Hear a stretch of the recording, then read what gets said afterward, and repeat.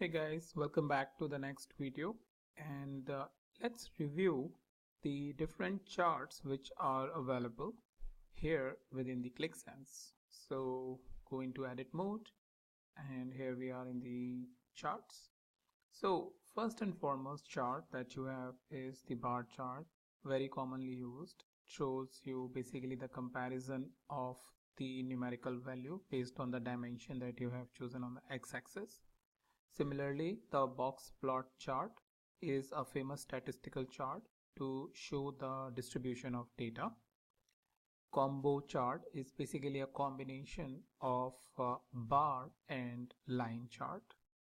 Distribution plot is a new and a different type of plot and helpful in doing the comparison of numerical data when you want to basically group it from the perspective of its range comparison. After that, you have filter pane, which we have already explored over here. Gauge chart is helpful in gauging basically where the value is. You can compare it with your car's dashboard, which basically shows where the speedometer value is by indicating it from that line. Then you have histogram, another statistical chart which is helpful in identifying the distribution of data. Finally, you have this KPI. KPI is a single measure chart and helpful in showing and highlighting the key performance indicators. Then you have line chart which is basically useful in showing the trend information related to, let's say for example, you want to see orders over a period of time and similar metrics like that.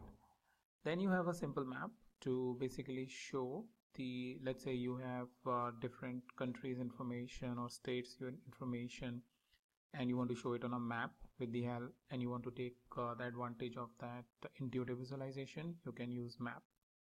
Then you have the pie chart, very commonly used and a traditional chart to show the portion of the data. That means which portion is taking the most part compared to the other. Then you have pivot tables. I believe you have been using it if you have prepared the reports and dashboards. So pivot table is present that we will see in our videos. You have scatter plot. Scatter plot is very helpful. Sometimes it is also called as bubble chart. But if you have, let's say, thousands of data points and you want to plot it on X and Y axis, it is really useful. We will see it in action. Then you have a simple table. Many times simple tables are useful in viewing the information.